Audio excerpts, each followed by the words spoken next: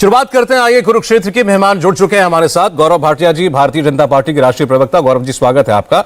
वारिस पठान साहब AIMIM के नेता हैं। वारिस पठान जी, आपका भी बहुत स्वागत है। आशुतोष वर्मा जी, समाजवादी पार्टी से हैं। आशुतोष जी, डॉक्टर साहब, स्वागत है। और MH खान साहब, बहुजन समाज पार्टी से। खान साहब, आपका भी बहुत स्वागत इंडिया टीवी पर।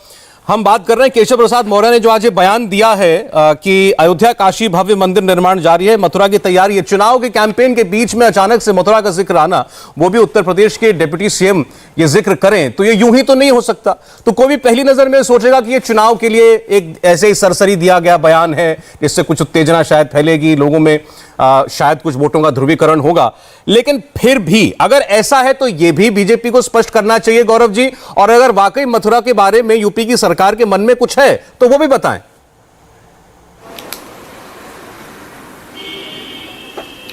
सौरभ जी, सर्वप्रथम तो मैं ये कहूंगा कि मुझे ये नहीं समझ में आया कि अगर केशव प्रसाद मौर्य जी ने कहा अयोध्या काशी भव्य मंदिर निर्माण जारी है, मथुरा की तैयारी है, तो ये उत्तेजक कैसे हो गया। मतलब मैं समझ नहीं पाया कि अगर मथुरा में हमारे भगवान कृष्ण की जन्मस्थली है और अगर एक हिंदू होने के नाते कोई व्यक्ति कहता है कि हम तैयारी कर रहे हैं, तो ये उत्तेजक हो जाता है। लेकिन यहाँ पे मैं याद दिलाऊं, ये तीनों पार्टियों के प्रवक्ता हैं और कांग्रेस पार्टी का प्रवक्ता मुझे पता है आपने बुलाया होगा, आया नहीं होगा, क्योंकि वो ढोंगी हिंदू हैं, चुनावी हिंदू, इच्छाधारी हिंदू है, गायब हो जाते हैं। आज तो हमने नहीं बुलाया था गौरव जी। फिर अच्छा, ठीक बोलिए। ठीक है सौरभ जी, है क्या कि ये लोग गाली दे हिंदुओं को। कोई कहेगा कि हिंदुत्व का मतलब बोको हरम और आईसिस है, हिंदू आतंकवाद। सपा के मुलायम सिंह यादव जी कहते थे और कार सेवकों को मरवाना पड़ा तो मरवा दूंगा। वारिस पठान बैठे हैं, आप बताइए, ये तो यहां तक कहते हैं कि मुसलमान डिप्टी CM देंगे, ये CA की बात करते हैं। और अखिलेश यादव जिन्ना जिन्ना जिन्ना जिन्ना करते हैं, वो उत्तेजक नहीं है, जबकि जिन्ना पाकिस्तान के हैं। और हमारे भगवान कृष्ण के अनुयायी तो पूरे भारत में है, लेकिन ये उत्तेजक है, मैं इससे सहमत नहीं हूं। दूसरी बात, सरकार की एक जिम्मेदारी है, धारा 144 वहां लग चुकी है। कानून का पालन करते हुए हर नागरिक को यह हक है कि अपने ईश्वर का नाम ले सके, इसमें कोई उत्तेजक होने की बात ही नहीं है। और मैं इतना ही कहूंगा, आपने ये जो आपने उत्तेजक शब्द पर आपने आपत्ति की, और इसी से एक बार उत्तेजक आ गया है। ये उत्तेजक इस बात पे, एक मिनट मैं अपनी बात पूरी कर लूं सौरभ जी, 10 सेकेंड। अच्छा, बोलिए। हमें भारतीय जनता पार्टी को इस बात का गर्व है कि नरेंद्र मोदी जी प्रधानमंत्री हैं और योगी आदित्यनाथ जी उत्तर प्रदेश के मुख्यमंत्री हैं। हिंदुओं को बराबर हक है और कोई भेदभाव उनके साथ ना होगा, ना सहन किया जाएगा। नहीं, कोई आपत्ति नहीं है। अगर डिप्टी CM साहब केशव प्रसाद मौर्य जी ये बात कह रहे हैं, तो फिर मैंने तो ये कहा कि बताना चाहिए कि क्या इरादा क्या है आगे। आपने कहा उत्तेजक क्यों है, आपने खुद ही बताया कि धारा 144 लगी है। मैं उसकी वजह बता रहा हूं आपको। आपने खुद कहा कि वहां पर धारा 144 लागू है, तो क्यों लागू है, पहली बात। दूसरा, ये आपकी जानकारी है, मुझसे पहले होगा कि वहां पर कुछ संगठनों ने जो शाही ईदगाह है वहां पर जाकर के भगवान श्री कृष्ण की प्रतिमा का अभिषेक करने की तैयारी कर रखी है। वहां 6 दिसंबर को कार सेवा की कॉल दी गई है। वहां के SSP ने खुद कहा है कि हम ऐसा कोई काम होने नहीं देंगे। इतना माहौल बना हुआ है और उसके बीच में स्टेटमेंट आया, तो बताइए इससे उत्तेजना नहीं होती है? नहीं सौरभ जी, देखिए, आपने ध्यान दिया कि आपके इस प्रश्न पूछने से पहले ही मैंने एक बात कही थी, जो कानून संगत होगा, जो संवैधानिक होगा, हर नागरिक का हक है, हिंदुओं का भी है, वो एकत्रित हो सकते हैं, वो भगवान कृष्ण को याद कर सकते हैं। लेकिन हाँ, हमारी जिम्मेदारी ये है कि कानून व्यवस्था बनी रहे। और योगी आदित्यनाथ जी मुख्यमंत्री हैं, हम सब जानते हैं कि वो जो गुंडों का शासन था वो समाप्त हो गया है, इसलिए एकत्रित होने पे कोई रोक नहीं होती है।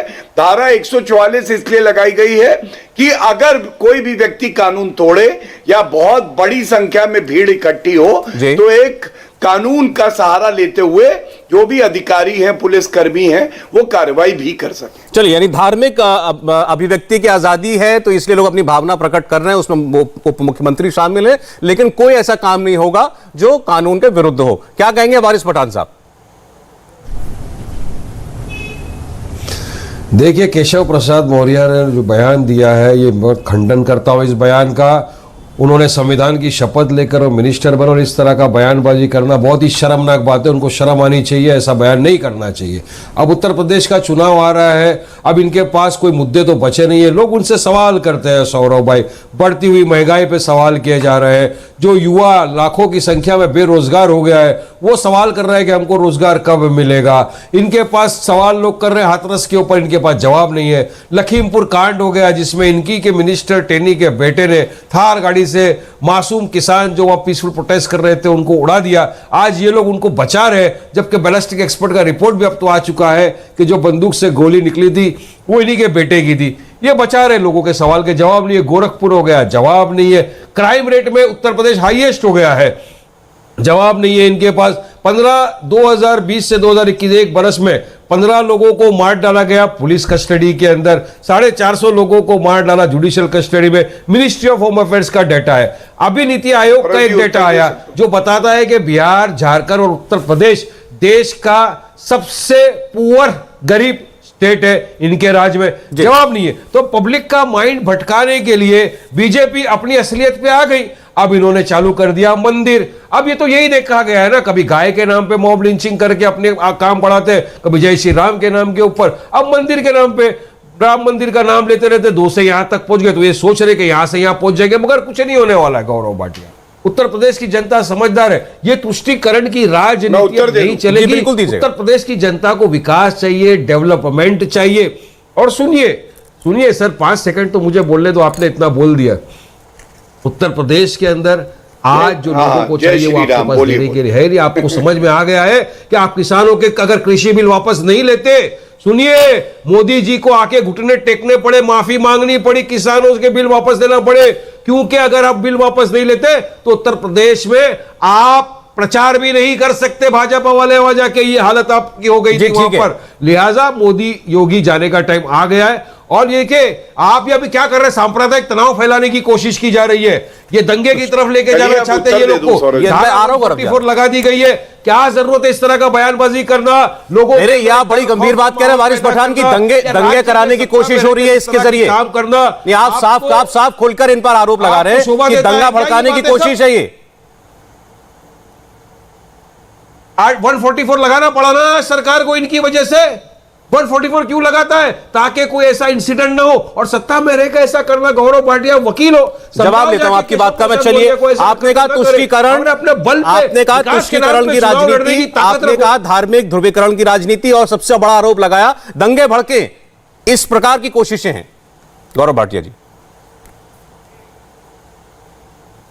सौरभ जी देखिए, नाम में मुस्लिमीन है और बात संविधान की करते, गजब की बात है ये। सबसे पहले क्या असदुद्दीन ओवैसी जी, उन्होंने संविधान की शपथ नहीं ली क्या वारिस भाई? उन्होंने तो किस तरह के बयान दिए हैं हम सब जानते हैं। मुस्लिम डेप्यूटी सीएम बनेगा, ये संवैधानिक है क्या? आप बताइए। सीएए संसद से पारित कानून है, मुद्दे उठाने की बात करते हैं। ये जो मुद्दे वारिस भाई यहां आपके चैनल पे उठा रहे हैं, ये तो असदुद्दीन ओवैसी को उठाने चाहिए। और अकबरुद्दीन ओवैसी याद आता है, उन्होंने क्या संविधान की शपथ नहीं ली वारिस भाई? क्योंकि अकबरुद्दीन ओवैसी ने तो कह दिया था कि 10 मिनट के लिए पुलिस हटा दो और हम दिखा देंगे हिंदुओं को। और वारिस पठान सौरभ जी ये खुद बोल चुके हैं, हम 15 करोड़ हैं, 100 करोड़ पे भारी हैं, ये संविधान की बात करते हैं। लेकिन मैं एक बात कहूंगा, अभी एक और कांग्रेसी नेता थे सौरभ जी, वो यहां नहीं है इसलिए नाम नहीं ले रहा हूं, उन्होंने कहा है कि ये है मस्कुलर हिंदुत्व। इनकी सोच क्या है सौरभ जी आपको पता है? इस्लाम तो रहे मस्कुलर और हिंदू रहे सेक्युलर। तो मैं इतना ही कहूंगा, ये दोनों धर्मों के अनुयायियों को देखना है कि एक दूसरे का सम्मान करें। जब आप हज सब्सिडी देते हैं, जब आप कहते हैं देश के संसाधनों पे पहला हक मुसलमानों और अल्पसंख्यकों का है, यहां पे सभा के प्रवक्ता बैठे हैं, इन्होंने कहा था मैनिफेस्टो में अगर आतंकवादी अभियुक्त मुसलमान होगा तो मुकदमे वापस हो जाएंगे, अगर बच्ची मुसलमान होगी तो 30,000 रुपए वजीफा देंगे।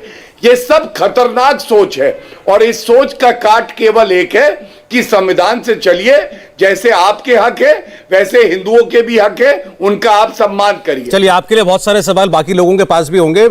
इस वक्त मैं जाना चाहता हूं डॉक्टर आशुतोष के पास। डॉक्टर आशुतोष, इसका रिएक्शन आपकी पार्टी से भी हुआ। हमारे संवाददाता ने, आनंद प्रकाश पांडे ने, आपके सांसद जो हैं शफीकुर रहमान बर्क साहब, उनसे इस बारे में जब पूछा तो उन्होंने तो खुलकर कह दिया अगर ऐसा करेंगे तो मुसलमान फिर सड़क पर आ जाएगा, फिर हम भी मैदान में आ जाएंगे। सौरभ जी, मैं अपनी बात की शुरुआत करता हूं एक चीज से कि अच्छा हुआ कि 5 में से आपको खाली शफीकुर रहमान बर्क ही मिलते हैं अक्सर। खैर कोई बात नहीं। नहीं, आप हमें तो 5 में से 1 मिलते हैं। आप बताइए, आपने कितनी सीटों पर चुनाव लड़ा था, उसमें से आपको वही मिले थे टिकट देने के लिए? अपने एमपी पे उसमें से आपको वही मिले थे टिकट देने के लिए? नहीं, कोई बात नहीं सौरभ जी, देखिए होता है, सबकी अपनी मजबूरियां हैं। हाँ। देखिए, सियासत किस हुनरमंदी से सच्चाई छुपाती है, जैसे सिसकियों में का जख्म शहनाई छुपाती है। ये बच्ची चाहती तो है कुछ और दिन मां को खुश रखना, ये कपड़ों की मदद से अपनी लंबाई छुपाती है। सौरभ जी, इस देश में सरकारें पहले महंगाई के नाम से घबराती थी, लेकिन अब शर्म भी नहीं आती, और 2014 के बाद से तो अब बेशर्म हो चुकी। इस उत्तर प्रदेश में, इस देश में जहां पे इतना टैक्स लिया गया है पिछले 5 सालों पे जितना अमेरिका टैक्स नहीं ले पाया, वहां पेट्रोल डीजल 100 रुपए पे ऊपर बेच के भारतीय जनता पार्टी अपने राष्ट्रवाद बताती है। जहां रसोई गैस 1000 रुपए के ऊपर बिक रही हो, जहां टमाटर और सब्जियां 100 के ऊपर चली गई हो, जहां तेल जिसमें पकौड़े तलते थे प्रधानमंत्री जी वो भी 200 के ऊपर है, वहां बहस करने के लिए भारतीय जनता पार्टी के प्रवक्ता अपना सीना चौड़ा कर रहे हैं कि हिंदू का खून नहीं खोलेगा। 57 महीने याद नहीं आई जिसको, चुनाव के ठीक 1.5 महीने पहले इनको एकदम से राज आ गई मथुरा की। असल में न काशी, न अयोध्या, न किसी मथुरा की बारी है, ये भारतीय जनता पार्टी की लाचारी है। और इसी काशी में, इसी मथुरा में अभी 4 महीने पहले उत्तर प्रदेश की जनता ने समझाया था भारतीय जनता पार्टी को कि हिंदू मुस्लिम मत करना, समझ में नहीं आया तो अयोध्या में से 40 में से 24 समाजवादी पार्टी जीत गई थी, बनारस में 40 में से 14 समाजवादी पार्टी जीत गई थी, और मथुरा में 33 में से 10 समाजवादी पार्टी, कई जगह इनकी जमानत जब्त हो गई थी। इस देश को नफरत की आग में फैलाने का काम ये पार्टियां करती हैं, जो विकास की बात करने से डरती हैं, जो बात नहीं करेंगी बेरोजगार की। 4 दिन पहले जब पूर्वांचल एक्सप्रेसवे में प्रधानमंत्री जी आए तो ऐसे लगा आज विकास की बात होगी। अगले दिन अखिलेश यादव के साथ जो भीड़ थी, जो लोग थे, इनको समझ में आ गया ये विकास अखिलेश यादव के सामने चल नहीं पाएगा, हिंदू मुस्लिम करो वही काम आएगा। तो क्या आपको लगता है कि 24 करोड़ की जनता ये समझती नहीं है? ठीक है, मुझे लगता है कि भारतीय जनता पार्टी के प्रवक्ता इस बारे में बात नहीं करना चाहते हैं। ये बात नहीं करना चाहते क्या रोजगार दे रहे हैं, क्या महंगाई दे रहे हैं, क्या पेट्रोल है, क्या डीजल है, क्या अभी 4 दिन पहले जो फाफा मुंह में प्रयागराज में हुआ उस दलित बच्ची के साथ में बात नहीं करना चाहते हैं। हाथरस में एक दलित बच्ची को 2 बजे रात में पेट्रोल डाल के जला देते हैं, बात नहीं करना चाहते हैं। लेकिन हिंदू मुस्लिम के इनके जो है माइक तेज हो जाते हैं, आवाजें तेज हो जाती हैं। मैं आपकी बात का जवाब ले रहा हूं, लेकिन आप तैयार होंगे ना जिन्ना वाली बात सुनने के लिए? गौरव भाटिया। गौरव जी, देखिए, विचित्र जो है यहां पे तर्क दिया जा रहा है। अखिलेश यादव के साथ इतनी भीड़ है, इतनी भीड़, फिर भी बड़े अकेले हैं अपने घर में। मुलायम सिंह यादव जी को हटाया, खुद आए, शिवपाल जी नाराज हैं, और कई बार ऐसा होता है घर से भी आवाज आ जाती है कि बीजेपी का टीका कहना गलत है। मुद्दे क्या उठाए? जिन्ना कौन लाया बताइए? जिन्ना पाकिस्तान में होगा। यहां पे अखिलेश यादव पूर्व मुख्यमंत्री जिन्ना का सहारा लेके चुनाव लड़ते हैं। अरे आप जिन्ना की बात करो, हम गन्ने की बात करते हैं, यही फर्क है। और आपने लड़की की बात करी, वो लड़की जिसके साथ बलात्कार हुआ गायत्री प्रजापति ने किया। वो लड़की और उसकी मां कह रही है कि मुलायम सिंह यादव जी ने क्यों बोला लड़के हैं, लड़कों से गलती हो जाती है। अखिलेश यादव ने गायत्री प्रजापति को हटा के 3 दिन बाद फिर से मंत्री क्यों बना दिया? कौन सी ऐसी मजबूरी थी? तो लड़कियों की बात और महिला अस्मिता की बात समाजवादी पार्टी ना करे तो बेहतर है। तीसरी बात, सौरभ जी देखिए, सीटों की ये बात करते हैं, भूल जाते हैं 2014 में इनकी 5 सीटें लोकसभा में आई, 17 में 2025 से लुढ़क के 50 में पहुंच गए। लतियाया ना जनता ने आपको, कुछ तो गलत किया होगा आपने। 2019 में आपने फिर से समझौता किया, बुआ बबुआ एक साथ आए, सीटें आपकी 5 ही रही। ये क्या दर्शाता है? ये दर्शाता है कि जो ये देखिए, मुलायम सिंह यादव जी ने कहा था ये जब चुनाव आने वाले थे कि और कार सेवकों को भी मरवाना पड़े तो मैं मरवा देता, मेरे लिए कोई परेशानी नहीं थी। इसीलिए मैंने कहा यही बदला है कि दीपोत्सव होता है अयोध्या में, इनको जलन होती है, ईर्ष्या होती है। ये कहते थे राम मंदिर वहीं बनाएंगे, तारीख नहीं बताएंगे। नहीं गौरव जी, आपने अच्छा याद दिला दिया मुझे दीपोत्सव का। खान साहब, इसके बाद मैं आपके पास आ रहा हूं, जानते हो वेट कर रहे हैं आप। आपने दीपोत्सव की बात अच्छी याद दिलाई, क्योंकि आज जो केशव प्रसाद मौर्य जी ने कहा है, पहली नजर में लग सकता है जैसा आपने कहा कि उनकी भावना होगी, लेकिन इसी दीपोत्सव को अयोध्या से मुख्यमंत्री योगी आदित्यनाथ ने बड़े खुले शब्दों में यह कहा था कि अगली बार जब कार सेवा होगी तो कृष्ण भक्तों पर गोलियां नहीं फूल बरसाए जाएंगे। ये तो मुख्यमंत्री भी कह चुके हैं।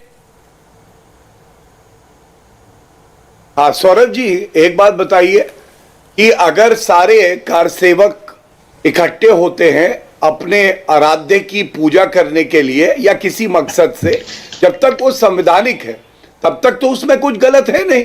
और ये बात सही है कि मुलायम सिंह यादव जी और सपा की सोच है कि कार सेवकों पे गोली चलाओ, हमने फूलों की वर्षा कराई, तो जनता देख रही है क्या बेहतर है, किसी नागरिक को तो सवाल फूलों की वर्षा मिले कि क्या या मथुरा गोलियां में भी, मिले। मैं तो साफ पूछ रहा हूं, मथुरा में भी वैसी कार सेवा होगी जो अयोध्या में हुई थी? सौरभ जी, बिल्कुल डंके की चोट पे कहता हूं, जो भी होगा संवैधानिक होगा। ये जो मामला है ये न्यायालय में लंबित भी है, मैं ये भी आपको जानकारी दे दूं। और संवैधानिक ढंग से अपने हक की लड़ाई लड़ना, अपना हक मानना, ये कोई गलत बात नहीं है और हिंदुओं को अब दबाया नहीं जा सकता है। चलिए ठीक है, एमएच खान साहब क्या कहेंगे इस पर? अचानक मथुरा की एंट्री और सारी बातें अभी आपने सुनी।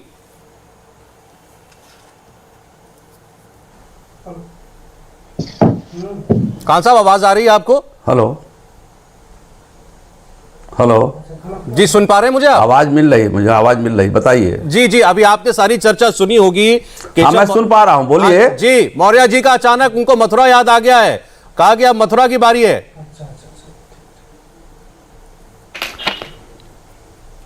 नहीं नहीं, देखिए सौरभ जी, मैं आपका शुक्रिया अदा करना चाहता हूं कि इतनी देर के बाद मुझे आपने बोलने का मौका दिया। जी, आपको जानकारी होना चाहिए, इस भारतवर्ष में तीसरे नंबर की पार्टी बहुजन समाज पार्टी है, जिसके पास एक पार्षद नहीं है उसको बुलवा रहे हैं, जिसके पास 5 MP है उसको बुलवा रहे हैं, जिसके पास 10 MP है उसको कह रहे हैं लास्ट में आइएगा और आपको समय नहीं देंगे। समय अगर देना है तो बताइए, तो बोलूं मैं। बोलिए और नहीं तो अगर मुझे आप थर्ड पार्टी समझना है तो कोई जरूरत नहीं मुझे चैनल में आने की। अच्छा, आप बोलिए। ये बहुत अफसोस और गंभीर बात है ये। जी ठीक, बोलिए। देखिए, ये इस चीज को समझ लीजिए कि अभी राम मंदिर की बात जब कहा केशव प्रसाद मौर्य ने, तो पूरे हिंदुस्तान के, पूरे भारतवर्ष के लोग जानते हैं कि राम मंदिर का निर्माण जो है सुप्रीम कोर्ट के आदेश से हुआ था, और सुप्रीम कोर्ट के आदेश में उसमें एक मुसलमान जज भी थे, जिसमें उन्होंने राम मंदिर को बनाने का आदेश दिया और मस्जिद भी बनाने का आदेश दिया। तो भारतीय जनता पार्टी के किसी नेता के मुंह से यह नहीं निकलता है कि राम जन्मभूमि बन रही है, मस्जिद भी बन रही है। तो ये संविधान की कहां कसम खाए हैं? संविधान की कसम खाने के बाद अगर कोई आदमी हिंदू मुसलमान करता है तो संविधान का अपमान करता है। अभी फाफा मऊ में दलित समाज की नाबालिग लड़की के साथ रेप किया गया और उसके बाद बोलने के बाद कुल्हाड़ी से, जिससे कि लकड़ी काटी जाती है, पूरे परिवार को काट के फेंक दिया गया। तो ये जो जुमले बोल रहे हैं केशव प्रसाद मौर्य जी और ये भाटिया जी क्यों इतने मासूम बन रहे हैं? मासूम है नहीं ये जान रहे हैं कि क्या क्या हो रहा है उत्तर प्रदेश में। और इसके बाद ये इसको बात को छुपाने के लिए इनके पास कोई चारा नहीं बचा है। इनकी सरकार चली चला का बेला है, जाने वाली है। तो संवैधानिक बात है, सुप्रीम कोर्ट ने कह रखा है कि राम जन्मभूमि के अलावा किसी भी मस्जिद का, किसी भी मंदिर का जो विवादित होगा उसको हम नहीं सुनेंगे। तो ये क्यों नाटक कर रहे हैं? ये नाटक फैला रहे हैं, हिंदू मुसलमान पोलराइजेशन करना चाहते हैं। लेकिन हिंदू मुसलमान सब समझ गया है कि कड़वे का तेल 220 रुपये है, टमाटर 110 रुपये है, डीजल 110 रुपये है, पेट्रोल 110 रुपये है, महंगाई चरम सीमा पर है, गुंडागर्दी एकदम चरम सीमा पर चल रही उत्तर प्रदेश में। इनके गृह राज्य मंत्री 120B के मुलजिम आज की डेट में हैं जी, और वो प्रधानमंत्री का मंच शेयर करते हैं। तो जवाब जिस चीज का नहीं होता है तो भारतीय जनता पार्टी हिंदू मुसलमान करती है। बहुजन समाज पार्टी का नारा है सर्वजन हिताय सर्वजन सुखाय, और बहुजन समाज पार्टी बड़ी शिद्दत से इन सब चीजों का खंडन करती है और ये मांग करती है कि आप जो पापामाओं में कांड हुआ है उसमें पुलिस कर्मियों को बर्खास्त करी जाए। इसके अलावा उनके परिवार के लोगों को 100-100 करोड़ एक करोड़ रुपया दिया जाए, वरना ये बात करके बहलाने वाली बात होगी और कुछ नहीं है। भारतीय जनता पार्टी सिर्फ इसलिए इस वक्त कर रही है कि उसके पास अब कोई मुद्दा नहीं। आरोप बाकी जो दलों के लोग बैठे उन्होंने भी लगाया कि असल मुद्दों से ध्यान भटकाने के लिए ये बात हो रही है। और एक तकनीकी विषय के ऊपर खान साहब ने जो है हमारा ध्यान लाया है, और आप तो एडवोकेट हैं, सुप्रीम कोर्ट के सीनियर एडवोकेट हैं, गौरव भाटिया जी बहुत बड़े लॉयर हैं। भाटिया साहब, ये आप बताएं कि ये जो प्लेसेस ऑफ वर्शिप एक्ट 1991 है सुप्रीम कोर्ट के तहत जो बना हुआ है, जो सरकार ने बनाया था, उसके तहत तो 47 के बाद से किसी भी धार्मिक स्थल का स्टेटस को बदला नहीं जा सकता। उसमें एक ही बात था, राम अयोध्या, उसका फैसला हो गया। तो वो ये कह रहे हैं खान साहब कि फिर आप क्यों झूठ फैला रहे हैं कि मथुरा में कुछ हो जाएगा। सौरभ जी धन्यवाद। प्रयास ये करूंगा कि सारे दर्शकों को एक अधिवक्ता के तौर पे भी जो सच्चाई है वो सामने रखूं। कम ज्ञान जो होता है वो बड़ा खतरनाक होता है। देखिए, संविधान सबसे ऊपर है, उसके बाद जो संसद में कानून पारित होता है। और आपने सही कहा, एक प्लेसेस ऑफ वर्शिप एक्ट है।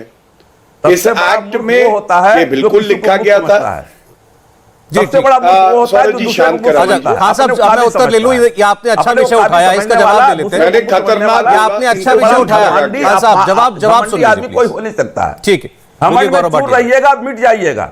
घमंड किसी को ऊपर वाला पसंद नहीं करता है। जी ठीक है, ठीक है। एमएच खान साहब, घमंड मत करिए। जब जरा एक बार आपने, मैं कह रहा हूं खान साहब, आपने अच्छा विषय उठाया, इसकी जानकारी होनी चाहिए हमें। ये उत्तर दे रहे हैं, अगर उसमें कोई कमी होगी तो आप उसको दुरुस्त कर दीजिएगा। क्या मथुरा में लोग जा नहीं रहे हैं क्या? मथुरा में आयोजन नहीं हो रहे हैं क्या? मथुरा में क्या नहीं हो रहा बता दीजिए आप। अच्छा ठीक। मथुरा में कौन से भक्त को रोका गया पूजा करने से? आग लग रही है। किस भक्त को रोका गया कि आप मथुरा में नहीं आएंगे? मैं आपकी सारी बातों का जवाब ले रहा हूं, सारी बातों का जवाब आपकी बातों का ले रहा हूं। बताइए गौरव भाटिया जी, गौरव भाटिया जी की आवाज। आप हाई कोर्ट के, सुप्रीम कोर्ट के वकील, हम वकील हैं, वकील करके धमकाना कोशिश करते हैं। वकील है तो वकील की तरह बोलिए गौरव जी, बोलिए, आपकी आवाज आ रही है। बैठा हुआ व्यक्ति सौरभ जी सकता है क्या? धन्यवाद सौरभ जी।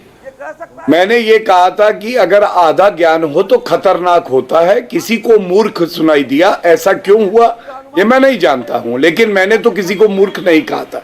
आपने एक बहुत ही प्रासंगिक सवाल पूछा, मैं उसका उत्तर दर्शकों के लिए दे रहा हूं। संविधान से नीचे होते हैं जो कानून होते हैं।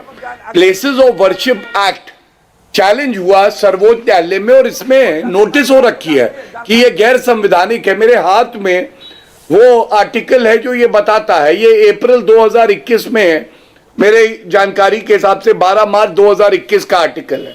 तो इसलिए ये अधिकार किसी भी नागरिक को है कि वो किसी भी कानून को सर्वोच्च न्यायालय में चुनौती दे, और सर्वोच्च न्यायालय ने नोटिस करी है तो ये लंबित मामला है। और जब ये तय हो जाएगा कि ये कानून न्याय संगत संवैधानिक है या नहीं, तब फैसला हो जाएगा कि कैसे किस मुद्दे को उठाया जाए। लेकिन बसपा की बात का जवाब देता हूं, नारों की बात कर रहे थे। हिंदुओं का ये और मायावती इतना सम्मान करती हैं सौरभ जी कि इन्होंने कहा तिलक, तराजू और तलवार इनको मारो, जूते 4। सौरभ जी शांत करा लीजिए प्लीज। ठीक, आपकी आवाज साफ आ रही है, आप बोलिए। ठीक है, वो थोड़ा सा नाराज है। आप तो वही बातें नहीं, वो पीछे बोल रहे हैं, वो कान में ऐसा लग रहा है कि कोई लाठी डंडे गुम्बे चला रहा है। वो मतलब आप सोच सकते हैं ना, दिक्कत होती है। अच्छा चलिए ठीक। अच्छा, आपने बात गौरव जी शॉर्ट में कंप्लीट कीजिएगा, उसके बाद बाकी लोग भी वेट करें। चलिए। हाँ धन्यवाद। देखिए, नारों पे ये कहते हैं तो एक नारा मायावती और काशीराम ने दिया था, तिलक, तराजू और तलवार इनको मारो, जूते 4। ये दर्शाता है ये हिंदुओं के बारे में क्या सोचते हैं। दूसरी बात, मासूम तो मायावती है, हम मासूम नहीं है। 5 करोड़ की माला पहनती है और जब सत्ता से बाहर जाती हैं तो अपने बंगले में छुप जाती हैं करीब 4 साल 11 महीने, फिर निकल आएंगी बाहर। वो कहेंगी अरे अत्याचार हो रहा है दलितों के साथ। दौलत की बेटी दलितों का दर्द क्या जाने। दलितों के लिए किसी ने कार्य किया तो वो श्री नरेंद्र मोदी जी और योगी आदित्यनाथ जी ने। और मैं इतना ही कहूं, इनके समय में अपराध चरम सीमा पर था और इनके विधायक और सांसद खुद बलात्कार कर रहे थे, हत्या कर रहे थे, और मायावती के 5 कालिदास मार्ग मुख्यमंत्री आवास से पकड़े जाते थे। ठीक है गौरव भाटिया जी, लेकिन इससे पहले जो आपने बात कही, जो कानूनी पक्ष था, हमारे साथ वारिस पठान जी है, आप भी एडवोकेट हैं। वारिस पठान साहब, उनकी बातों का जो मैंने मतलब निकाला कि ये प्लेसेस ऑफ वर्शिप एक्ट हो, कोई कानून अगर चैलेंज्ड है तो वो रोकता नहीं किसी को कि वो मथुरा की बात ना कर सके या काशी की बात ना कर सके। देखिए, प्लेसेस ऑफ वर्शिप एक्ट है जिसमें लिखा है you can not change anything. उसके बावजूद, और यही तो सवाल है, उसके बावजूद ये जो संविधान की शपथ लेके केशव प्रसाद मौर्य मिनिस्टर बने, उनके मुंह से इस तरह के शब्द निकलना क्या संवैधानिक है? बताइए, क्या तुष्टीकरण की राजनीति ये नहीं है? बताइए, क्या एक दूसरे को आपस में लड़ाने वाली बात नहीं है? क्या ये दंगे फैलाने का प्लानिंग नहीं कर रहे हैं ये लोग? यही तो बात है ना कि बीजेपी के पास सारे मुद्दे खो गए तो अब इस पे आ गए। अब गौरव भाटिया ने मेरी पार्टी के बारे में कहा तो मैं जरा बताता चलो, शिवसेना क्या है? शिवसेना तो सेक्युलर पार्टी है ही नहीं, हमेशा से आपके साथ में थी, तो आप उसके साथ में क्यों रहे? आपका क्या बोलना है? इनके पास उस बात का भी जवाब नहीं होगा। आपने मेरी वारिस भाई, वो जो 10 करोड़ है, 100 करोड़ पे भारी, जवाब गौरव जी, अब आप भी सुनिएगा गौरव जी, 10 सेकंड अरे 10 फ्रेंड गौरव भाटिया साहब, 10 सेकंड सच कड़वा है मगर सुनना पड़ेगा। You are my friend too, Mr. Waris Pathan. Waris Pathan, You are my friend। सुनाइए, अर्ज करिए। अच्छा, अर्ज करिए।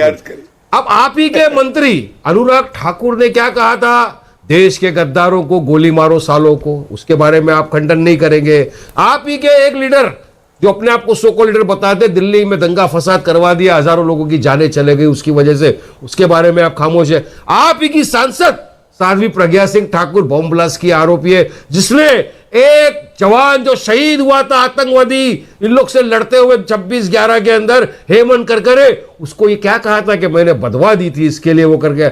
मोदी जी ने कहा कि मैं माफ नहीं कर सकता, उसके बारे में तो आप कभी खंडन नहीं करेंगे। ये तो आपके बीजेपी के वरिष्ठ नेता है ना, वो तो मेडिकल ग्राउंड पे बेल पे आई है, मगर क्या करे सौरभ भाई, कभी देख रहे रास गरबा खेलते हुए, कभी वॉलीबॉल खेलते हुए दिख रही है, और कोर्ट में अगर आना है तो बोलती है मैं बीमार हूं। चलिए, वो भी आपके ऊपर है, छोड़ दिया, आप सोचिए उसको क्या करना। मुझे बताइए, क्या विकास का मुद्दा आपके लिए इंपॉर्टेंट है या मंदिर का मुद्दा आपके लिए इंपॉर्टेंट है?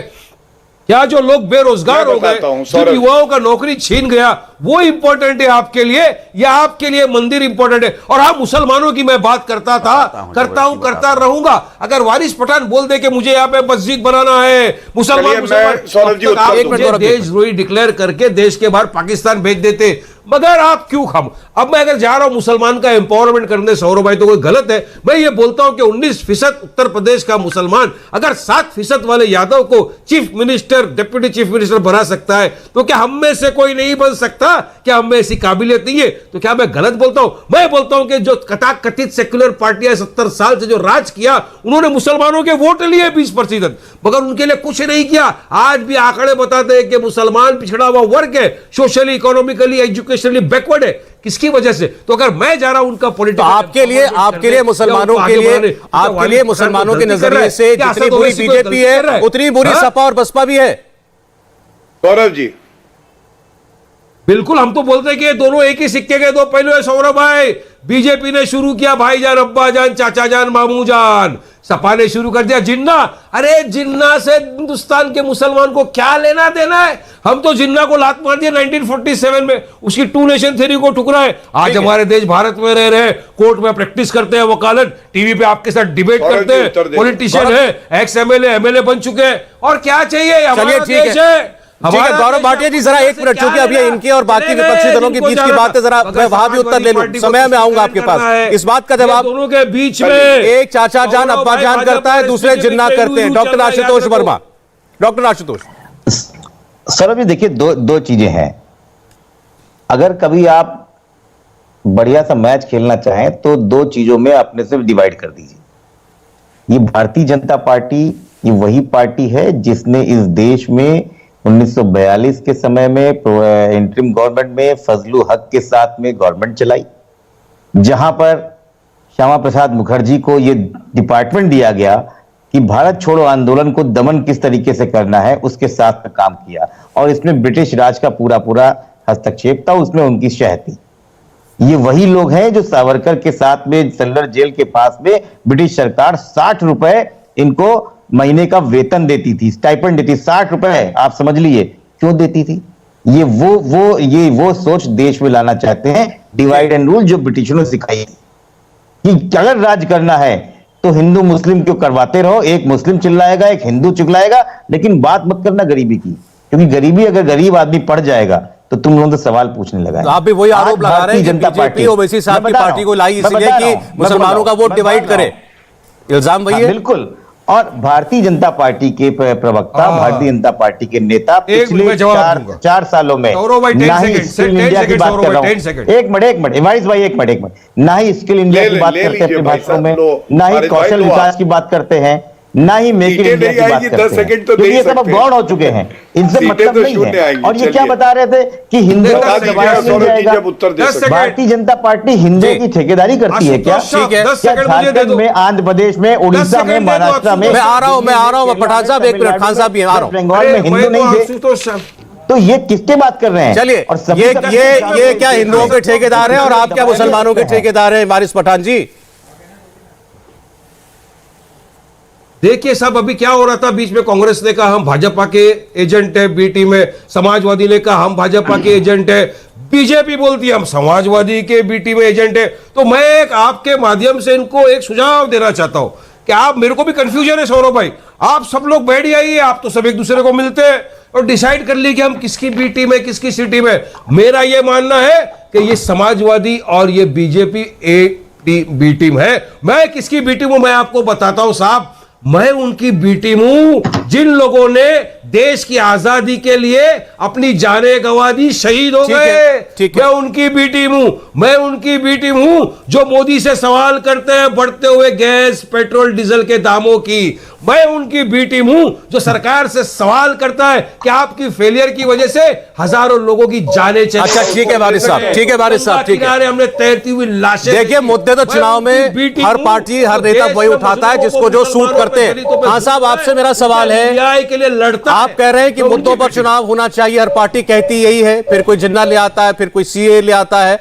मुझे बताइए कि इस चुनाव में आपको इस वक्त सबसे ऊपर कौन सा मुद्दा दिखाई दे रहा है?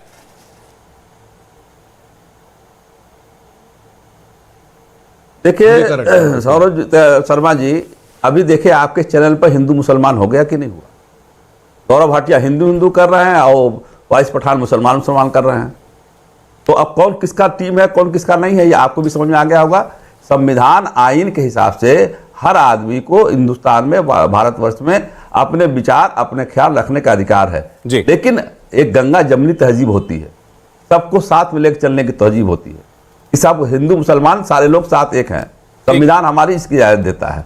आज की डेट में महंगाई सर पे चढ़ के बोल रही है, मुद्दा यह है ठीक, महंगाई थोड़ा समय चाहिए किसानों को जो 70 से 75% लोग गांव में रहते हैं वो 2 रोटी खाने को तरस रहे हैं, इस पर चर्चा नहीं हो रही है। आप देखिए अभी टमाटर 120 रुपया हो गया, इस पर चर्चा नहीं हो रही है, इस पर बात नहीं करेंगे। टमाटर का भाव किसान को नहीं मिल रहा है, बिचौलिए ले रहे हैं। अगर 120 रुपया टमाटर का भाव हो गया और बिचौलिए ना खाएं, किसान को मिले। आपने पहले भी कहा था कि इन्हीं सबसे बचने के लिए ये मुद्दे जो है उठाए जा रहे हैं बार बार। धान की खरीदी में 1850 रुपया आपने दाम रखा है। गौरव भाटिया जी, आपकी उम्मीद के मुताबिक समय तो नहीं है मेरे पास, लेकिन फिर भी जितना कम में हो सके बातों का जवाब दीजिएगा। धन्यवाद। सबसे पहले तो वारिस भाई की बात का जवाब दूंगा। कह रहे थे हम मुसलमानों की बात करते रहेंगे, तो हम भी गर्व से कहेंगे कि हम हिंदुओं की बात करते थे, हैं और करते रहेंगे, लेकिन साथ में बाकी जो धर्म के अनुयायी हैं उनकी भी बात करेंगे। बसपा मुस्लिम की बात आप कर रहे हो। लोकसभा चुनाव में हिंदू मुसलमान क्या बोला था मायावती ने? सौरभ जी, मायावती जी ने कहा था, प्लीज शांत करा लीजिए सौरभ जी, आप अपनी बात कह दीजिए, इतने में समय निकल जाएगा। क्या कहा था गौरव जी के पास हिंदू मुसलमान करने वाले मुसलमान सारे हमें वोट दें और आपका वोट बटना नहीं चाहिए। और सपा के लिए इतना ही कहूंगा कि ये वो पार्टी है जो सरकारी बंगले की टोटी चुरा लेती है। राजभर जी ने कहा है कि ओवैसी आके सपा के साथ मिल जाएंगे, राजभर जी तो आपके साथ है। चलिए ठीक, गौरव जी, मैं उम्मीद करता हूं आपकी बात पूरी हो गई होगी। बहुत बहुत धन्यवाद गौरव भाटिया जी, एमएच खान साहब, वारिस पठान जी, डॉक्टर आशुतोष वर्मा, आपका। इंडिया टीवी हर वक्त हर जगह डाउनलोड करने के लिए सर्च करें India TV news Google play store या ऐप स्टोर पर।